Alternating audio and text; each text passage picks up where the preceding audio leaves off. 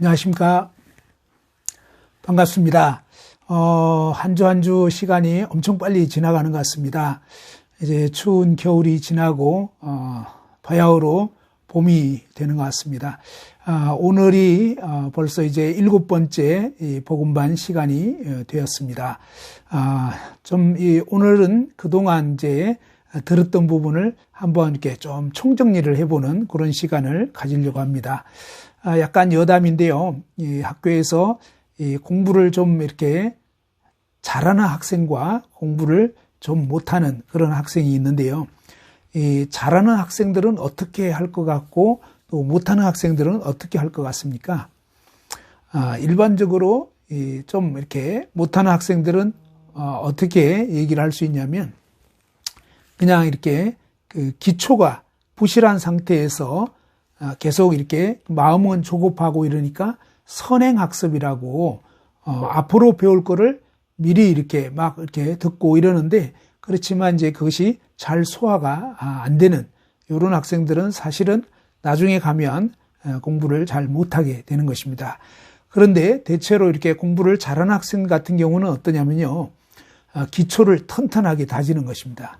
사실은 그동안 배웠던 이런 내용들을 철저하게 이렇게 쭉 다져보면서 그 중에서 좀 부실하고 약간 잘 모르겠다 싶은 것은 다시 한번 이렇게 반복을 하면서 그것을 이렇게 확실하게 내 것으로 삼는 사람이 바로 이렇게 공부를 잘하게 되는 것입니다. 오늘은 이제 그동안 저희가 이제 7번째 지금 듣고 있는 상황이 됐는데 그동안의 내용들을 한번 잠깐 돌아봤으면 좋을 것 같습니다. 성경에 보면요, 이 사도행전 4장 12절에 보면 다른 이로서는 구원을 얻을 수 없나니 천하 인간의 구원 얻을 만한 다른 이름을 우리에게 주신 일이 없다. 이렇게 되어 있습니다. 성경에서는 또 요한복음 17장 3절에 보면 영원한 생명 얻는 그 비결은 뭐냐면 유일하신 참 하나님과 그가 보내신 자 예수 그리스도를 아는 것이다. 이렇게 말씀하셨는데요. 사실은 우리 인생이 참 유한한 그런 존재이잖아요. 그럼에도 불구하고 성경에서는 이 유한한 우리 인생이 영원한 생명을 얻을 수 있는 길이 있다고 합니다. 산산보약을 먹어야 될까요? 아니면 어떤 불로초를 구해야 될까요? 그게 아닙니다. 하나님 말씀에는 바로 유일하신 참 하나님을 알고요. 그 다음에 그 하나님이 보내신 자이신 예수 그리스도를 알 때, 그럴 때 뭐냐면 영원한 생명을 얻을 수 있다고 말씀합니다. 그래서 저는 이제 지금까지의 시간들을 통해서 이 참 하나님을 알 수 있는 것에 대해서 여러 면에서 하나님은 정말로 존재하신다 이런 부분에 대해서 말씀을 드렸습니다. 그리고 이제 나중에는 후반부에는 이제 예수 그리스도는 어떤 분이고 나와 무슨 관계가 있는가 이런 부분은 이제 나중에 또 전해드리려고 합니다. 요한복음 14장 6절에는 보면 예수 그리스도께서 내가 곧 길이요 진리요 생명이니 이렇게 말씀을 하셨습니다. 이 길과 진리와 생명 되신 예수 그리스도 그분을 알고 그분을 만나고 그분을 믿게 되는 것은 시대를 초월하는 것입니다. 그리고 이 나라와 민족을 초월해서 동일한 것입니다. 전 세계 가운데서 유일한 구원자는 바로 2000년 전 유대 땅에 오셨던 예수 그리스도 그분을 알고 그분을 믿는 것입니다. 이 일은 바로 이 시간을 초월하고 또 민족을 초월한다고 말씀드렸는데 잠깐 한번 제가 첫 시간에는 저의 구원 간증을 했습니다. 제가 어떻게 이 하나님을 몰랐고 예수 그리스도를 전혀 알지 못하던 이런 사람이 그것으로 인해서 저는 두 번째 시간에 내가 누구인지 왜 사는지 죽으면 어떻게 되는 건지 정말 이 온 우주 만물을 누가 왜 지었는지 이런 것에 대해서 전혀 알지 못한 채 굉장히 이렇게 방황했고 고민을 가졌다고 했습니다. 특히 죽음에 대한 두려움 때문에 아주 잠을 못 이루고 괴로워했다고 했습니다. 그런데 이런 모든 그 의문들과 그다음에 이제 이 인생의 근본적인 그 문제들을 해결을 받게 된 것입니다. 바로 예수 그리스도를 제대로 알고 믿음으로 그렇게 됐는데 그러면 이 다른 나라 사람은 어떨까요? 마찬가지라고 했습니다. 오늘날 이제 이 기독교에 보면 이 장로교가 우리나라에서는 가장 이렇게 많고요. 그 다음에 두 번째로 많은 그 교단이 감리교라고 할 수 있습니다. 그런데 이 감리교의 창시자라고 하면 요한 웨슬레라고 하는 영국의 유명한 그런 분입니다. 그런데 이 요한 웨슬레는 1703년도에 태어나서 영국에서 살았었는데 이 요한 웨슬레가 어떻게 구원받게 됐는지를 잠깐 소개해 드리려고 합니다. 오늘날은 이제 인터넷이 발달돼서 네이버나 이런 검색해 보면 요한 웨슬레의 간증, 구원 간증 이렇게 쳐보면 쫙 나옵니다. 그래서 다음에 시간 되시면 한번 찾아보시면 좋을 것 같습니다. 그는 이제 영국 성공회의 그런 사제, 성공회의 목사님 아들로 태어나가지고 쭉 자라서 어떠냐면 영국에서 그 당시에 가장 유명한 그런 신학교인 옥스포드 그런 신학교를 다녔습니다. 그런데 이 학교에서도 정말 새벽 4시 반쯤에 일어나가지고 굉장히 경건하게 말씀 보고 기도하고 또 이제 이 낮에는 교도소에 감옥 전도도 나가고 이렇게 하면서 굉장히 신앙생활을 열심히 하는 그런 경건 클럽, 홀리 클럽이라는 이 경건의 클럽을 형성해서 그 클럽에 요한 웨슬레가 회장이었습니다. 이런 식으로 열심히 신앙생활을 하고 그 다음에 이제 이 신학교를 졸업해서 목사 안수를 받고 이 미국의 인디언들에게 전도를 하기 위해 선교를 하기 위해서 선교사로 파송까지 됐습니다. 여러분 생각할 때는 이 정도의 신앙 경력을 가진 사람은 구원을 받았겠습니까? 못 받았겠습니까? 당연히 구원받았겠지 이렇게 생각할 수 있는데 놀라운 사실은 이 요한 웨슬레는 목사가 되고 선교사까지 되었고 그 정말 유명한 신학교를 나왔고 이런 모든 화려한 경력에도 불구하고 그 당시에는 아직 구원받지 못한 그러한 사람이었습니다.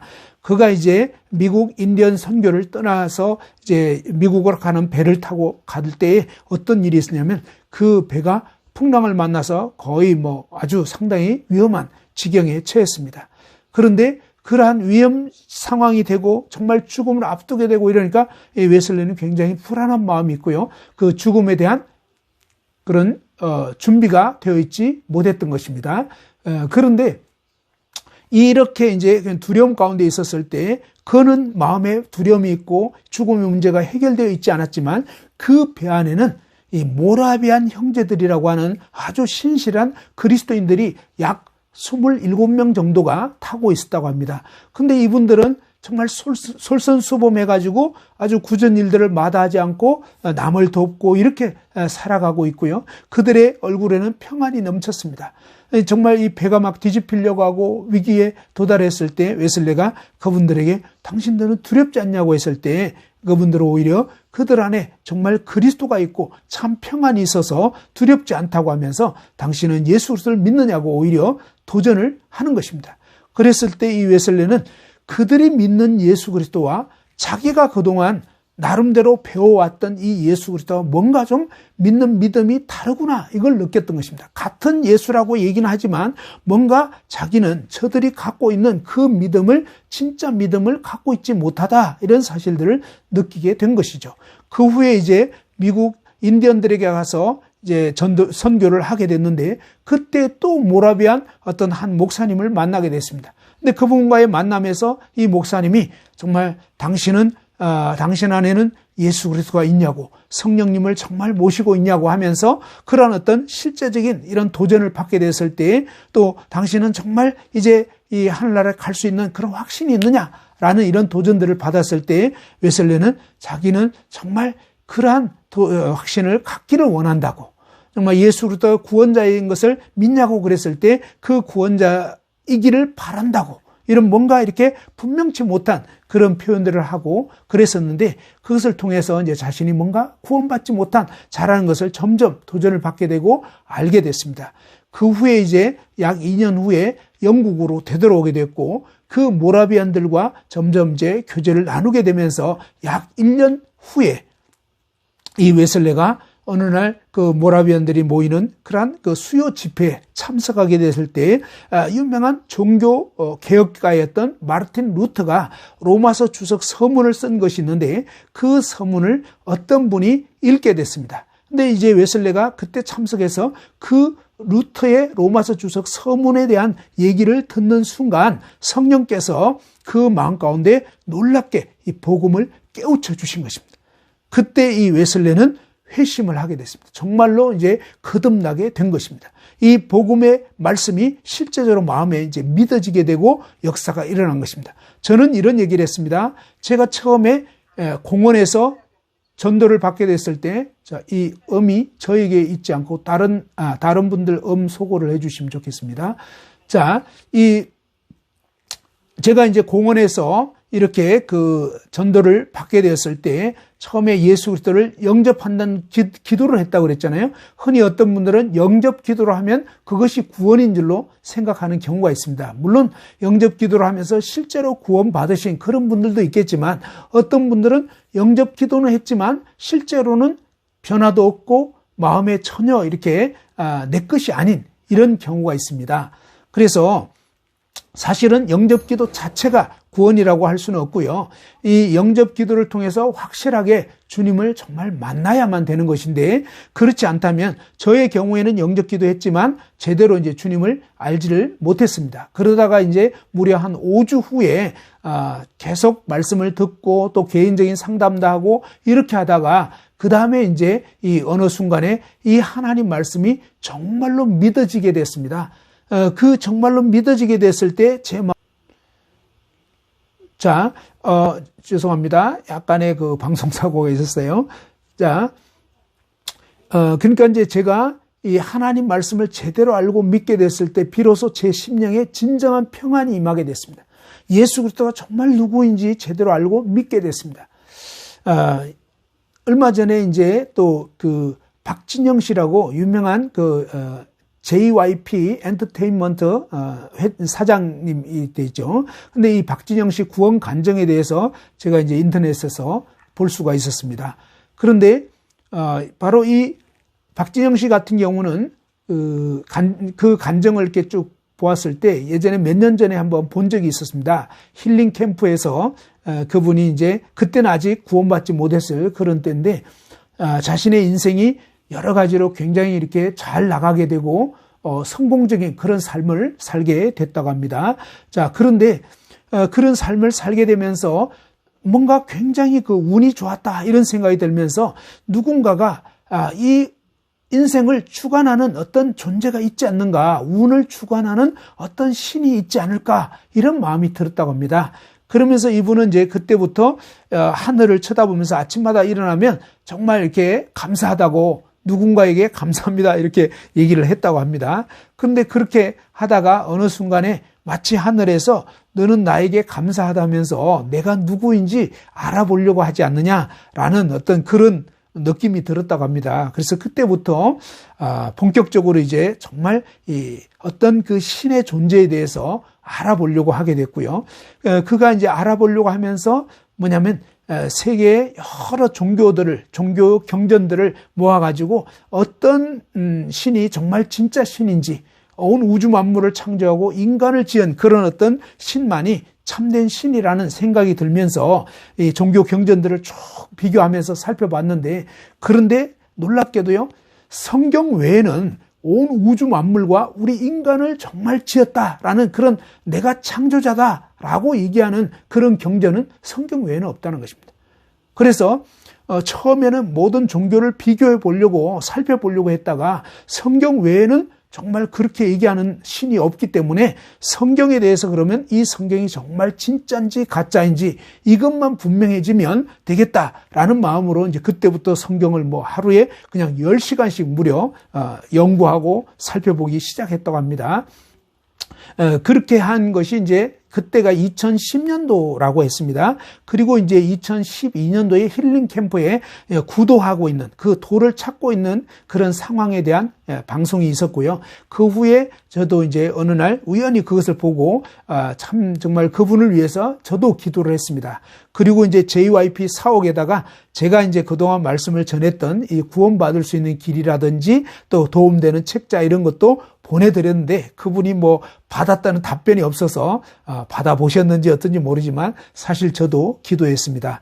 그러다가 이제 또 얼마 전에 이분이 이제 2017년도에 이 히브리서 말씀을 읽다가 또 보다가 그 말씀이 깨우쳐져서 구원을 받게 된 이런 간증을 듣게 되면서 이분이 정말 그토록 갈망했던 참된 구원자이신 예수 그리스도를 만나게 되었구나, 이런 마음이 들면서 정말로 감사한 그런 마음이 들었습니다. 아무튼 아까 말씀드린 것처럼 영국의 요한 웨슬레라든지 아니면 종교 개혁을 했던 마르틴 루터라든지 아니면 이 박진영 씨라든지 아니면 저라든지 어느 누구든지 예수님 말씀 그대로 뭡니까?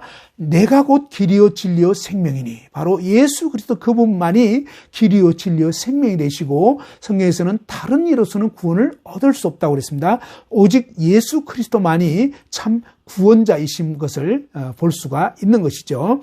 자, 그리고 이제 세 번째 시간부터는 이제 하나님의 존재하심에 대해서 말씀을 무려 4차례나 드렸습니다.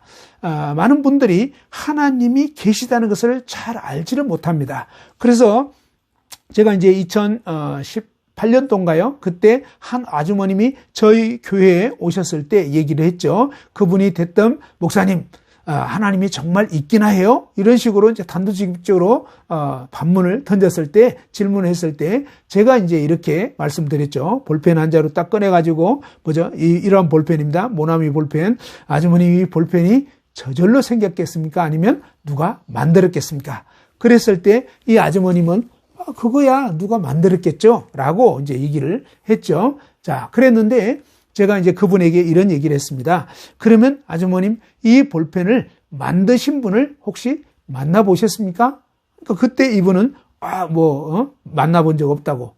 그러면 이 볼펜을 만든 회사는, 모나미 볼펜 회사는 좀 가보셨습니까? 그러니까 그분이 또 여전히 바쁘셔서 못 가보셨다는 거죠. 가본 적 없대요. 그러면 제가 그런 말을 했습니다. 아주머니 어떻게 이 볼펜 만든 분도 만나보지 못했고 만든 회사조차도, 공장조차도 가보신 적이 없으시면서 어떻게 이 볼펜이 저절로 생긴 것이 아니고 누가 만든 것이라고 할 수 있겠습니까? 라고 하니까 이분이 에이, 그래도 그건 만든 거예요. 누가 만든 거예요. 라고 얘기했습니다. 예, 그렇습니다. 사실 우리는요, 우리 주변에 많은 물건들이 있잖아요. 이 많은 물건들이 있지만 이 물건들은 저절로 생긴 것은 단 하나도 없는 것입니다. 그렇죠? 제가 가지고 있는 이 마우스, 그죠? 이 컴퓨터 마우스입니다. 이 마우스 저절로 생긴 게 아니죠. 누군가가 만든 것입니다. 이 마우스라는 것은요, 쥐라는 뜻입니다. 쥐 모양처럼 생겼다 해서 이 컴퓨터 마우스를 마우스라는 그런 영어 이름으로 표현한 것입니다. 그런데 이런 마우스라든지 또 아니면 제가 가지고 있는 핸드폰이라든지, 그죠? 또 컴퓨터라든지, 또 우리 주변에 있는 책이나 책상, 의자, 이런 모든 것들이, 제가 입고 있는 옷, 그죠? 넥타이, 그죠? 마이크, 이런 모든 물건들은요, 누군가가 만든 존재가 있는 것입니다. 만들지 않고 저절로 생긴 게 있겠냐, 이것입니다. 절대로 저절로 생긴 것은 없다는 것입니다. 그리고 또 어떻습니까? 한 아기가 있습니다. 한 아기, 제가 지난번에 저의 손녀 보여드렸습니다. 자, 이 아기를 보면 어떻습니까? 그 아기는 저절로 생겨난 게 아니에요. 바로 그 아기를 태어나게 한 아빠, 엄마라는 그런 존재가 반드시 있기 마련인 것입니다. 그죠? 이 아기를 보면 그 부모를 증가하고 있는 것입니다. 이 아기를 통해서 뭡니까? 나에게는 아빠, 엄마가 있어요. 그죠? 제가 어릴 때는 시골에 살면서 그런 적이 있었습니다. 할머니들이 짓궂게 이렇게 좀 어린애들한테 그런 얘기를 합니다. 너는 어째 네 아빠 엄마도 안 닮은 것 같고 아마도 너는 다리 밑에서 주워온 것 같아 라고 이렇게 어린아이들에게 놀리면서 할머니들이 얘기를 종종 하곤 했습니다. 그러면 이 아이가 뭐라 하냐면 아니야, 난 아빠 닮았어. 아니야, 엄마 닮았어. 이러면서 이 아이들이 아빠 엄마를 닮았다고, 자기는 그냥 주워온 존재가 아니라고 애써 막 얘기를 합니다. 그런데 할머니들이 좀 더 놀리려고 좀 더 이제 막 강하게 아니야, 넌 아무래도 네 아빠도 안 닮았고 엄마도 안 닮았어. 아무래도 주워온 것 같아 라고 자꾸 놀리면 어느 때 이 아이가 말이 안 되면 막 울기 시작합니다. 아니야, 나는 정말 아빠 닮았어. 엄마 닮았어. 이렇게. 무슨 얘기입니까? 우리 인간은 저절로 생겨난 게 아니에요. 우리 인간은 가깝게는 뭡니까? 바로 부모를 닮은 것입니다. 그리고 또 더 이제 이 근원을 쭉 가게 되면요, 놀랍게도 하나님 말씀 성경에서는요, 우리 인생이 어떻게 지어졌느냐, 바로 창세기 1장 26절에 보면 우리가 우리의 형상과 우리의 모양대로 사람을 만들고라고 이렇게 하나님께서 하나님이 우리를 지으신 것입니다. 우리 인생은요, 가깝게는 바로 육신의 풍물을 닮았지만 더 깊이 근원을 향해서 나아가다 보면 우리 인생들은 뭡니까? 우리 인생을 지으신 영원한 절대자 되시는 하나님 그분의 형상과 모양대로 저와 여러분이 지어진 존재인 것입니다. 저는 이 사실을 믿기 전에는 알지 못했기 때문에 제가 어떤 마음이 들었냐면요, 굉장히 비참한 마음이 들었다고 했죠. 그리고 정말 어떤 운동을 잘 못했기 때문에, 축구를 잘 못했기 때문에 굉장히 낮은 어떤 자존감, 야, 나는 왜 태어났나? 나는 정말 뭔가 살 가치도 의미도 없는 그런 정말 실패작이 아닌가, 이런 생각이 들었는데, 나중에 이 하나님 말씀을 알게 되고 예수들 만나게 되면서 저의 모든 그런 어떤 열등감, 낮은 자존감, 이런 것들이 벗겨지게 됐습니다. 이제 정말 사람은 외모가 어떻든지, 그 사람의 학력이 어떻든지, 그 사람의 어떤 경제적인 재산 유무, 이런 거 상관없이요, 바로 여러분은 하나님이 지으신 소중한 존재들인 것입니다. 저는 하나님의 형상과 모양대로 지어졌다는 이 엄청난 사실을 알게 되면서 저의 그 열등감을 벗게 되어버렸습니다. 이제는 누가 뭐라 그래도 상관이 없어요. 정말 하나님이 나를 지었구나. 나는 하나님의 그런 형상과 모양대로 그분을 본받아서 지어진 존재라는 사실을 알게 되면서 정말 삶의 의미를 갖게 된 것입니다. 우리가 하나님이 존재하신다는 것을 어떻게 알 수 있느냐? 바로 이렇게 모든 물건은 그 물건을 만든 자가 있다. 만든 자가 없으면 그 물건은 존재할 수가 없다는 것입니다. 우리 눈에 보이는 이런 물건만 만든 자가 있느냐? 그게 아니라는 것이죠. 바로 보이지 않는 모든 만물, 다시 말해서 산소, 수소, 황인, 이런 어떤 눈에 보이지 않는 원소들, 또 심지어 이 소리라는 거, 그죠? 또 은어라는 거, 그 다음에 또 그냥 전파라는 거, 바람이라는 거, 이런 모든 보이지 않는 것조차도 사실은 하나님 말씀을 보면 히브리서 3장 4절에 집마다 지은이가 있으니 만물을 지으신 이는 하나님이시니라. 집마다 지은이가 있다는 것입니다. 그렇죠? 아파트마다 다 건설회사가 있지, 건설회사 없이 그냥 저절로 생겨난 아파트 절대로 없는 것입니다. 그러니까 저절로 됐다는 것은 거짓말인 것입니다. 누군가가 만들었기 때문에 있는 것이죠. 그런데 성경은 분명하게 말씀합니다. 집마다 지은이가 있으니 만물을 지으신 이는 하나님이시니라. 그죠? 온 우주 만물을 지으신 이는 하나님 그분이시라고 분명하게 말씀을 하고 있습니다. 그 하나님께서요, 우리 인간의 이 유전자, 사실은 뭐예요? DNA, 마치 이 건설 회사마다 설계도가 있습니다. 설계도. 어떤 지역을 개발하려면 그 지역 개발을 위한 청사진이 있는 것입니다. 지난번에 말씀드린 것처럼 우리나라의 가장 현재 높은 건물이 이 잠실 제2 롯데월드입니다. 제2 롯데월드가 몇 층이라고요? 123층, 1, 2, 3. 123층입니다. 이 123층의 건물의 그 설계도 도면값만 해도, 설계 제작비만 해도 얼마 들었다고요? 무려 3천억 원이 들었다는 것입니다. 어마어마하게 높은 빌딩이니까 무려 3천억이라는 엄청난 설계 비용이 들었는데 그 설계도가 쫙 나와 있는 것입니다. 이것이 그죠? 저절로 된 게 아니죠. 그런 것처럼 하나님께서 저와 여러분을 지을 때 저와 여러분의 이 세포 하나하나, 무려 100조개라는 어마어마한 이 세포 안에 DNA라는 유전자가 있다는 것입니다. 사실은 우리는 보통 사람이 우리는 잘 알지 못하지만 과학자들이 연구해가지고 생물학자들이 연구하다 보니까 알게 된 것이요. 우리 인간은 무려 100조개라는 엄청난 그런 세포가 있는데 이 세포 안에 DNA라는 유전자, 그런 구조가, 유전자 그 암호가 담겨져 있는 것입니다. 이 유전자가 뭐냐? 그 사람의 눈 모양, 그 사람의 코 모양, 입 모양, 귀 모양, 그 사람 피부색, 그 사람의 키 크기까지, 심지어 온갖 것들이요, 바로 이 유전자 DNA 안에 설계가 되어 있다는 것입니다.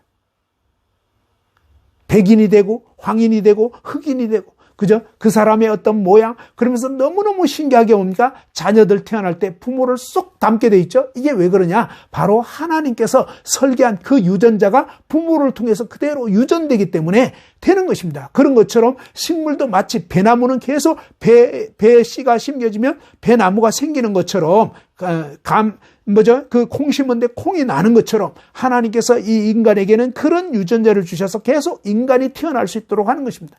이런 유전자를 통해서 뭡니까? 이것을 설계한 설계자가 있구나. 이것을 만든 자가 있겠구나. 그것을 능히 짐작할 수 있는 것입니다. 그렇기 때문에 하나님이 계시다는 것은 너무나 당연한 얘기입니다. 왜? 하나님이 계시지 않다면 이 온 우주 만물은 존재할 수가 없는 것입니다.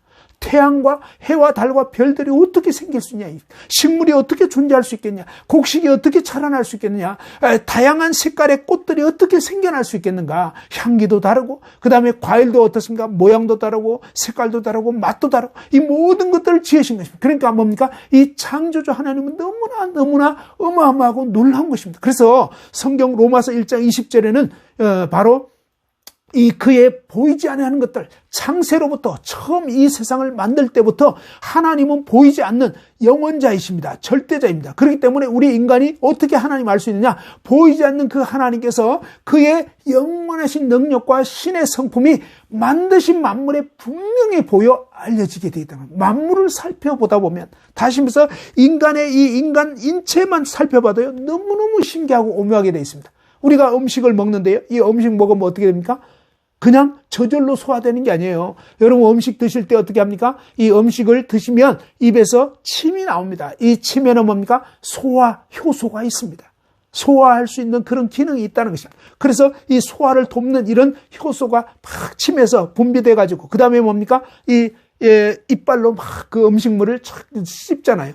잘게 씹어줘야 됩니다. 그렇게 씹어주면서 계속 이제 뭡니까? 이 소화시키는 그런 어떤 소화를 돕는 작용들을 해가지고 그것을 이제 위로 넘기게 되잖아요. 그런데 이 혀 자체도 보면 얼마나 신기하게 되냐면요. 혀를 이렇게 탁 내밀어 보시면, 현미경으로 관찰해 보시면요. 혀가 어떻게 되냐면 이렇게 굴곡이 져 있습니다. 그냥 맨드로만 한 게 아니에요. 굴곡이 지어 있는데 왜 이렇게 굴곡이 지어 있느냐? 제가 옛날에 고등학교 생물 시간에 생물 선생님이 그 얘기를 하셨어요. 아직도 기억이 납니다. 어떠냐면 바로 이 여러분 보는 이 혀가 창조주께서 얼마나 신기하게 만들었냐면 이렇게 굴곡이 지게 돼 있어 가지고 이 혀에서는 단맛, 신맛, 짠맛, 쓴맛 이런 여러 가지 맛을 느껴야 되는데 이 혀가 작아 가지고는 그 맛을 다 느낄 수 없기 때문에 이 혀를 뭡니까? 혀가 요 모양인데 혀를 원래대로 하려면 굉장히 길게 해야 되니까 이걸 안으로 딱 집어넣어 가지고 굴곡지게 해 가지고 여러 가지 뭡니까? 이 짧은 작은 혀가 다양한 맛을 느낄 수 있도록 굴곡이 지게 해 가지고 그 구비마다 뭡니까? 다양한 음식물들이 이렇게 들어가서 그 맛을 느끼게 해놨다는 것입니다.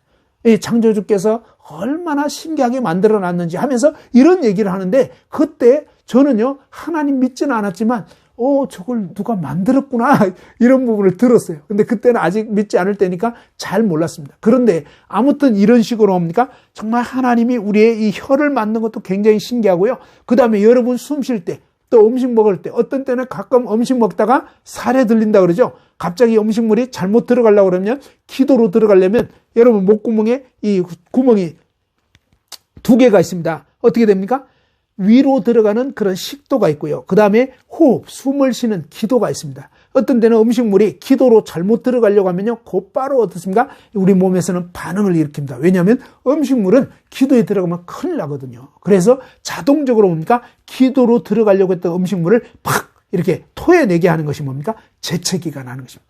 그렇게 하면서 너무너무 신기하게 이 공기는, 호흡한 산소나 이런 공기는 기도로 들어가게 하고, 그 다음에 음식물은 뭡니까? 이 식도로 들어가게 해서, 그 다음에 식도에 들어가면요, 이 위에서는 이 위액이 분비가 됩니다. 위액이 얼마나 강하냐면요, 정말 쇠도 녹일 수 있을 정도로 그렇게 강한 위산이 분비가 된다고 합니다. 그런데 이 위산이 너무너무 신기하게 뭡니까? 이 위벽을 뚫지는 않는 것입니다. 이런 식으로 위가 정말 이 위산을 다 담아가지고 들어오는 음식물들을 소화시켜가지고 그것을 또 전체 몸에 들어갈 수 있도록 양분을 소화, 흡수할 수 있는 이런 기능들을 쭉 만들어 놓은 것입니다. 너무너무 신기한데 이 중에 하나만 고장나면요, 여러분 굉장히 고통을 당하고요, 어려움을 겪게 됩니다. 하나님께서 이 인체를 얼마나 신기하고 오묘하게 만들었는지, 정말 이 인체에서 어떤 눈에는 사물을 보죠, 귀에는 어떤 소리를 듣죠, 또 코에는 냄새를 맡죠, 이런 숨을 쉬죠, 이런 여러 가지 기능 중에 하나라도 고장나면 안 되는데요, 지난번에 말씀드린 것처럼 제가 이제 나이가 조금씩 들어가다 보니까요, 요즘에는 이 오른쪽 귀가 별로 안 좋아요. 그래가지고 뭡니까? 귀에 귓밥이 막 자꾸 생기고 문제가 생겨가지고 이비인후과 갔습니다. 그러면서 이제 뭡니까? 여기에 있던 귀에 중이염이 생겼다. 뭐 이런 식으로 얘기를 합니다. 그 다음에 몇 년 전에 또 백내장 수술도 받았어요. 아무튼 이제 눈도 아침에 일어났는데 뭔가 희끄무레하고 막 이랬었습니다. 그런데 왜 그런가 병원에 갔더니 이게 백내장 정상이라고 그렇게 얘기를 하더라고요. 아무튼 우리의 이 신체 구조가 이제 점점 이렇게 노화가 되고 이러잖아요. 왜 이러냐고요? 왜 노화가 되냐고요? 바로 죄 때문에 그렇게 되어버린 것입니다. 본래 죄를 짓지 않았더라면 하나님께서는 우리 인간이 영원히 살 수 있도록 그렇게 만드셨다고 성경에 나와 있습니다. 그런데 우리 인간이 죄를 짓게 되면서 죄로 말미암아서 질병이 오게 됐고 그 다음에 이제 늙게 되고 그 다음에 병들어서 이제 죽게 되는 이런 일이 있게 되는데 사실은 뭡니까? 아무리 이 노화되지 않게 발버둥을 쳐도 안 됩니다. 왜? 성경에는요 죄의 삭선 사망이라 했습니다. 한번 따라서 해보죠. 죄의 삭선 사망이요. 예, 죄의 삭선 사망. 죄를 지었기 때문에 이제는 죽음을 향해서 죽어서 망할 수밖에 없는 이런 운명이 지금 사실은 저와 여러분 앞에 놓여 있습니다. 그런데 어떤 사람들은 바로 이 죄의 삭선 사망이지만 이 죄의 문제를 해결받고 영생 얻을 수 있는 그런 길이 성경은 분명히 있다고 알려주고 있고요. 저는 그 길을 먼저 알게 됐기 때문에 여러분에게 차근차근 이 문제에 대해서 이제 알려드리려고 하는 것입니다. 자, 먼저는 바로 이 모든 것을 주관하시는 창조주 하나님이 계시구나. 이 사실을 아셔야 되기 때문에 먼저 하나님의 존재하심에 대해서 제가 세 번째 시간부터 본격적으로 말씀드렸죠. 모든 물건은 만든 자가 있다. 그래서 이 만드신 창조주에 대해서 존재에 대해서 조금 인식할 수 있도록 말씀을 드렸고 히브리서 11장 3절에는 보면요. 믿음으로 모든 세계가 하나님의 말씀으로 지어진 줄을 우리가 아나니 보이는 것은 나타난 것으로 말미암아 된 것이 아니니라 그랬죠. 이 부분을 설명드렸죠. 이 보이는 것은 나타났기 때문에 된 게 아니에요. 무슨 얘기냐면 볼펜이 나타났으니까 있구나 이게 아니에요. 이 볼펜은 본래 있었던 건가요? 없었던 거예요? 없었던 거예요. 없었는데 어떻게 생겼냐 이것입니다. 바로 1963년 송삼석 회장이라고 하는 분이 이 볼펜이라는 걸 만들어야 되겠구나 라는 마음이 들어가지고 그때부터 뭡니까? 연구 개발하면서 결국은 어떻게 됐냐? 바로 1963년도에 이 모나미 볼펜이라고 그런 볼펜이 처음으로 한국에서 만들어지게 된 것입니다. 처음에는 뭡니까? 없던 것이 이 송삼석 회장님의 머리에 생각이 있었던 것입니다. 이 생각이 계속 발전되면서 모나미 볼펜이란 볼펜이 만들어진 것처럼 오늘날 비행기, 자동차, 기차 모든 물건들은 이런 식으로 인간이 만든 물건은요 인간의 머리에서 나온 것입니다. 다시 말해서 온 우주 만물은 어떻게 생겼느냐? 바로 보이지 않는 하나님의 생각, 하나님의 머리에서 하나님의 생각에서 나온 것입니다. 이 생각이 구체화되면서 뭡니까? 말로 표현이 되고 또 어떤 모양으로 형상화되면서 물건이 만들어지게 되는 것처럼 바로 믿음으로 모든 세계는 하나님의 말씀으로 이 말씀은요 하나님의 생각입니다. 하나님의 사상입니다. 하나님의 뜻입니다. 하나님의 계획입니다. 하나님의 그분의 의지입니다. 이것이 뭡니까? 로고스라고 하는데 이 하나님의 말씀이 구체화되어서 뭡니까? 빛이 있어라 그러면 빛이 나타나게 되는 것입니다. 태양과 달과 별들이 생겨나라 그러면 그렇게 생겨나는 것입니다. 이것은 마치 뭡니까? 이 어떤 회사의 사장님이 앞으로 이런 물건을 좀 만들어봐요 라고 직원들한테 연구소 직원들한테 얘기하면서 그것이 마침내 뭡니까? 앞으로의 먹거리는 뭐다 라고 하면서 그걸 얘기할 때 앞으로는 드론을 만들어야 돼. 공중에 떠다니는 거 하면은 뭡니까? 오늘날 드론이 만들어진 거예요. 옛날에는 상상할 수 없는 이런 일들이 이루어지는 것처럼 생각에서 물건이 만들어지는 것입니다.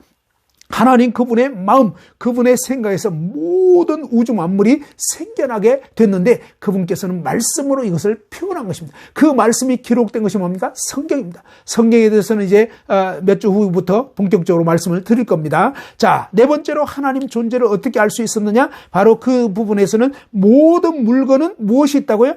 반드시 목적이 있다는 것입니다. 목적. 자, 제가 이 볼펜을 들었는데 볼펜의 목적이 뭘까요? 먹는 걸까요? 청소하는 거? 아니죠. 이 볼펜의 목적은 분명합니다. 글씨 쓰는 것입니다. 그런데 이 볼펜의 목적이 글씨 쓰는 것이라는 것을 누가 규정했냐 하는 것입니다. 누가? 바로 우리 인간이 규정한 거예요. 볼펜을 만든 사람이 볼펜의 목적을 규정한 것처럼 이 모든 인공물은요, 인간의 목적을 부여한 거예요. 그런데 우리가 이 세상을 보면 뭡니까? 산소 있잖아요. 산소는 뭡니까? 왜 있을까요? 보면은 불을 켤 때 산소가 있어야 불이 타게 돼 있어요. 산소가 있어야 우리 인간이 호흡하면서 생명 유지할 수가 있어요. 산소가 있어야지 뭐 여러 가지 필요한 걸 할 수가 있는 거잖아요. 그런 것처럼 쭉 보니까 산소라는 것은 호흡하는데 반드시 필요하구나. 뭔가 이유가 있다는 것을 알게 된 거예요. 이산화탄소 때문에 뭔가 따뜻하게 되는 것입니다. 또 이산화탄소가 있어야지 뭐 나무들이 이산화탄소를 마시고 산소를 내뱉고 이러면서 나무라는 것은 이렇게 이산화탄소를 마시고 산소를 내뿜도록 이렇게 만들었구나. 나무를 통해서 책상이라든지 여러 가지 물건을 또 만들 수 있기 때문에 나무라는 게 존재하는구나. 이걸 또 알게 되는 거죠. 또 태양이 없으면 따뜻할 수가 없어요. 지구상의 생명체가 살 수 없어요. 그래서 태양은 이렇게 뭔가 열을 발산해주고 빛을 공급해주는구나. 그걸 알게 된 거예요. 달이 있어야지 밀물과 썰물이 있구나. 그러면서 이 달이 왜 있는지 알게 되는 거예요. 이런 것처럼 모든 물건은 저마다 나름대로 어떤 구실이 있는 거예요. 미세한 미생물이 뭘 하느냐 봤더니 미생물이 열심히 우리가 버렸던 쓰레기들을 막 분해하는 거예요. 그래서 몇십 년, 몇백 년 지나면서 그렇게 온갖 쓰레기들이 미생물을 통해서 다시 막 흙이 돼버리는 것입니다. 전환이 돼버려요. 그러면서 다시 흙이 돼가지고 양분이 되고 다시 또 식물들이 먹을 수 있도록 양분 공급받을 수 있도록 너무너무 신기해요. 그러면서 보면서 한간 미생물조차도 다 이유가 있구나. 목적이 있는 거구나. 그러면서 전도서 3장 11절 천하의 범사에 목적이 있고, 그죠? 천하의 모든 것은 다 목적이 있다는 것입니다. 그 목적이 반드시 성취될 때가 있다고 하는 것입니다. 천하의 범사가 목적이 있고 그 목적이 이룰 때가 있나니, 그죠? 기한이 있다 그럽니다. 태어날 때가 있고 죽을 때가 있고, 그죠? 또 어떤 것을 만들 때가 있고 부술 때가 있고, 그죠? 기쁠 때가 있고 슬플 때가 있고, 이러면서 때가 있다는 것입니다. 이런 모든 목적을 부여하고 그 목적 이룰 때를 규정하고 이 모든 걸 누가 했느냐? 바로 하나님께서 내가 그렇게 했다는 것입니다. 내가. 그러면서 이 하나님께서 모든 만물을 지으셨고 그 만물의 목적을 부여했구나. 마치 이 볼펜을 만든 사람이 있고 그 만든 사람이 볼펜을 왜 만드는지 그 이유, 목적을 부여해서 목적을 가지고 이것을 만든 것처럼 그렇게 된 거구나. 그래서 목적을 부여한 자가 반드시 있을 수밖에 없다는 것은 지극히 상식적인 얘기입니다. 그 다음에 뭡니까? 제가 또 5번째 시간에는 양심과 도덕을 통해서 입법자와 재판자, 심판자가 있다는 것을 말씀을 드렸습니다. 입법자요, 심판자, 재판자이신 하나님의 존재에 대해서 또 역으로 말씀을 드렸습니다. 자, 생각해 보세요. 이 볼펜이 언제 기능을 다했고 언제 수명을 다했고 이제는 더 이상 쓸모가 있고 없고를 누가 규정하냐 이것입니다. 그렇죠? 이 볼펜은요, 글씨를 쓸 때 끄면 물을 내줘야 하는 것입니다. 그래서 이 목적대로 제대로 가고 있는지 제대로 가고 있지 못하고 있는지를 규정하고 있고 그것을 이 법을 세운 거예요. 너는 글씨 써야져야 돼. 알겠죠? 이것이 뭡니까? 입법한 것입니다. 그런데 어느 날 볼펜 물이 안 나와요. 그러면 뭡니까? 너 물 안 나오네? 물 안 나오면 곤란한데? 그래서 저 같은 경우는 물 안 나오면 어떻습니까? 바로 쓰레기통에 버리지 않습니다. 제가 그렇게 매정한 사람이 아니에요. 사실은 좀 인정이 있는 사람이에요. 어떻게 하느냐? 기회를 줍니다. 볼펜에게 뭡니까? 아주 그 빈 종이에다가 한번 물 안 나오는 이 볼펜을 막 이렇게 그어봅니다. 그런데 이 한 번의 기회를 무시하는 볼펜이 있더라 이것입니다. 제가 살아오면서. 이렇게 이 한 번의 기회를 무시한다. 거부한다. 그러면 어떠냐? 물 안 나와버려. 그러면 뭡니까? 아무리 잘난 볼펜이라도 저는 이제 더 이상 어떻게 하겠습니까? 쓰레기통에 버릴 수밖에 없다는 것입니다. 이것이 무엇인 얘기입니까? 바로 이 볼펜의 입법. 너는 글씨 써야져야 돼. 그 다음에 뭡니까? 재판. 글씨 나오네? 안 나오네? 이거죠. 너 안 나와? 곤란한데? 그러면서 뭡니까? 기회를 줬죠? 근데 그 기회를 무참히 무시했습니다. 그럴 때 뭡니까? 너는 이제 더 이상 쓸모가 없으니까 버려져야 돼. 이게 뭡니까? 지옥 불못에 던져지는 것입니다. 저와 여러분을 지으신 그 하나님께서 우리 인간에게 양심을 주셨고 너는 이렇게 살아야 돼. 너는 죄 지으면 안 돼. 라고 했지만 우리는 얼마나 많은 순간에 때로는 양심을 속이고 다른 사람이 보지 않기 때문에 그냥 마치 하나님이 없는 것처럼. 근데 왜 이렇게 두렵고 떨리냐 이것입니다. 여러분 죄 지을 때 왜 이렇게 무섭습니까? 여러분 정말 이 간음을 죄를 지을 때 또 아니면 뭡니까? 남의 물건을 훔칠 때 아니면 또 횡단보도를 건너서는 안 되는 시점에 건너게 될 때 빨간불인데 막 건널 때. 그죠? 뭔가 우리는 이 양심과 도덕을 어길 때 그때마다 이렇게 찔림이 오고 두려운 마음이 들고 왜 그러냐 이것입니다. 바로 하나님께서 그렇게 살면 안 된다고 우리에게 양심, 도덕을 주신 것입니다. 정말 신기하게도 이 양심은 내 것 같은데 내 게 아니에요. 내 안에 있는데 때로 내가 죄를 지으면 가차없이 너 그거 잘못된 거야. 그러면서 뭡니까? 왠지 담대함이 사라지게 만들잖아요. 이게 도대체 누가 준 거냐 이것입니다. 저와 여러분이 만든 게 아니잖아요. 양심은. 이 양심을 누가 주셨냐? 성경에 보면 로마서 2장 14절에 보면 율법 없는 이방인이 본성으로 그 율법의 일을 행할 때 그것은 뭡니까? 양심이 증거가 된다고 하는 것입니다. 바로 하나님께서 양심을 심어 놓으신 것입니다. 이 사람의 영혼은 여호와의 등불이라고 했습니다. 하나님께서 우리 인간에게 마치 등불처럼 이 양심을 두셔가지고 우리가 이 어두운 가운데 행하는데도 마치 환한 것처럼 아무도 안 보고 있었는데 여러분이 일생 동안 그 지은 죄에 대해서 여러분 마음에 분명히 인식되잖아요. 기억하는 아주 그냥 그 끔찍한 그 순간들 잊고 싶지만 잊혀지지 않아요.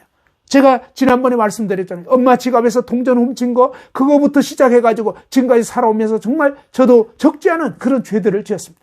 그랬을 때 그때마다 그 죄의 경중에 따라서 어떤 때는 너무너무 두렵고 어떤 때는 조금 찔리고 어떤 때는 막 변명하고 이러지만 계속 그런 게 있잖아요. 무엇입니까? 너 이제 잘못된 거야. 너 이제 그만 살아야 돼. 너는 이제 쓰레기통이야. 이것을 결정하는 그 심판자가 있다는 것입니다. 여러분 어떻게 하시겠습니까? 여러분 이 하나님의 두려운 심판 앞에 어떻게 서시겠습니까? 그냥 없는 걸로 무시한다고 되는 게 아니에요. 이 볼펜이 거부하면 그냥 쓰레기통에 버려지는 것입니다. 이게 뭐예요? 쓸모없는 인생이 돼버리면 지옥 불못에 던져질 수밖에 없는 것입니다. 그런데 이 볼펜이 뭔가 회생을 하는 것입니다. 이제는 다시는 물이 안 나오는 게 아니라 영원히 물이 나오게 되는 그런 존재로 하나님이 우리를 바꿔주시는 것, 그게 바로 구원받는 것입니다. 이것은 정말 엄청난 사건입니다. 이런 엄청난 일에 대해서 이 하나님 말씀 잘 들어보면 알 수 있습니다. 다 믿을 수 있어요. 하나님 말씀에는 모든 사람이 구원받기를 원한다고 하나님이 말씀하셨습니다. 오늘 이 자리에 여러분이 얼마나 큰 죄를 지었든 관계없어요. 하나님은 여러분 중에 아무도 멸망하지 않고 다 구원받기를 원하세요. 그럼 어떻게 받을 수 있냐? 성경에 보면요, 구원받을 수 있는 것은 믿음으로 된다고 하는데 믿음을 어떻게 가질 수 있느냐? 하나님을 믿어야 되는데 어떻게 믿냐 이것입니다. 믿는 것은요, 들어보면 되는 거예요. 여러분이 이런 말씀 들어보면서 어때요? 너무나 당연한 얘기 아니에요. 제가 쓰고 있는 이 안경 만든 자가 있다. 너무 당연한 얘기잖아요. 무슨 얘기냐? 저라는 인간이 있다는 건 뭐예요? 저를 낳아준 부모 있다. 당연한 얘기잖아요. 그런 것처럼 뭡니까? 이 온 우주 만물, 태양이 그냥 저절로 열을 내는 게 아니에요. 이 태양은요, 수소 폭발을 계속 하고 있다는 것입니다. 어마어마한 열을 내기 위해서 계속적으로 수소 폭발하면서 엄청난 이 열과 빛이 나오고 있는데 이것이 아직도 뭡니까? 식어지지 않고 이렇게 운행되는 게 도대체 어떻게 가능하냐 이것입니다. 하나님 말씀에 보면요, 히브리서 11장 3절에 보면 그의 능력의 말씀으로 만물을 붙들고 계신다는 것입니다. 그래서 태양이 식지 않고 계속 뭡니까? 열을 내도록 폭발하도록 붙들고 계시는 것입니다. 지구가 우주 뭡니까? 이 태양을 중심으로 이렇게 막 공전하도록, 그 다음에 한 바퀴씩 돌도록. 왜 안 돌면요, 태양한테 익어가지고 그 열받는 부위들은 다 그냥 또 열받아서 못 사는 것입니다. 그래서 하나님께서 뭡니까? 적당하게 열을 받도록.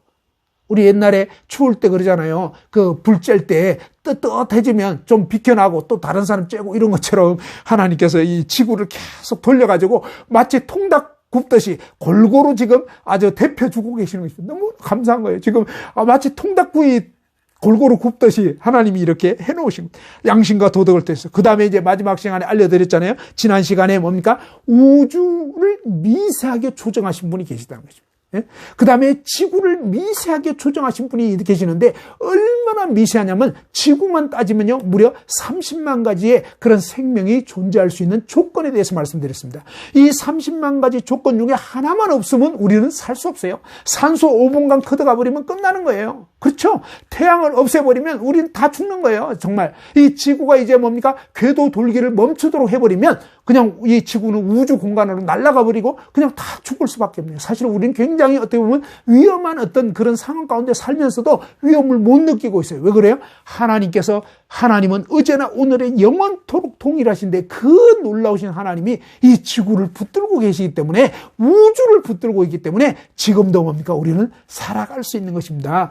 마치 뭡니까? 이 볼펜을 뜯어보면 말씀드렸죠? 이 볼펜이 이렇게 대롱이 있어요. 이 대롱 안에 물을 담게 돼 있어요. 있어요. 그 다음에 이 앞에는 스프링이라는 작은 스프링이 있어요. 그 다음에 또 뭡니까? 그 볼펜 끝부분에, 앞부분에 보면 작은 어떤 구슬 같은 작은 공 같은 게 거기에 탁 박혀 있는 거예요. 요거 돌돌돌돌 돌아가면서 이 잉크물을 계속 뭡니까? 적셔가지고 글씨를 쓰게 되는 거. 그 다음에 뭡니까? 이 볼펜을 이렇게 잠글 때 보면 말씀드렸죠? 여기에 홈이 파여 있는 것입니다. 하나님께서 미세한 조정을 하신 것처럼 우리 인간은 뭡니까? 미세하게 이 나사의 간격이 정확해야 됩니다. 이거 공학도들 잘 알아요. 간격이 정확해야 이렇게 다칠 수가 있지. 이 간격이 다르면 아무리 꽂아도 안 됩니다. 그런 것처럼 뭡니까? 하나님께서 온 우주와 지구를 너무나 섬세하게, 너무나 미세하게, 그러면서 뭡니까? 완전히 이 왁구가 맞는다 그러죠. 딱 들어맞게 요렇게 만드신 그분이 반드시 계시다는 거예요.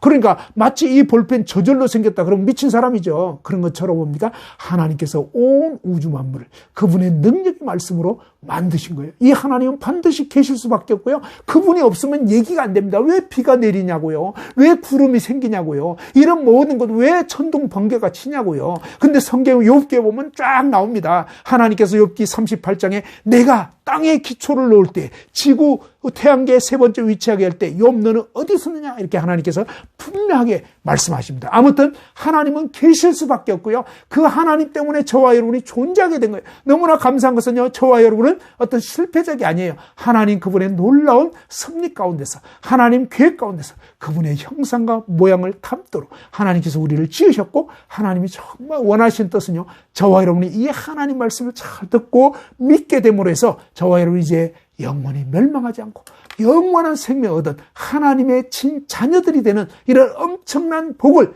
주시기를 하나님은 간절히 원하시는 거예요. 그래서 저도 이제 그 하나님의 은혜를 힘입어서 여러분에게 이제 여기까지 쭉 뭡니까? 하나님의 존재하시다는 것을 말씀드렸는데 이렇게 하나님이 계시다는 걸 알려드렸는데도 불구하고 오늘날 많은 사람들이 하나님 계심을 알까요? 모를까요?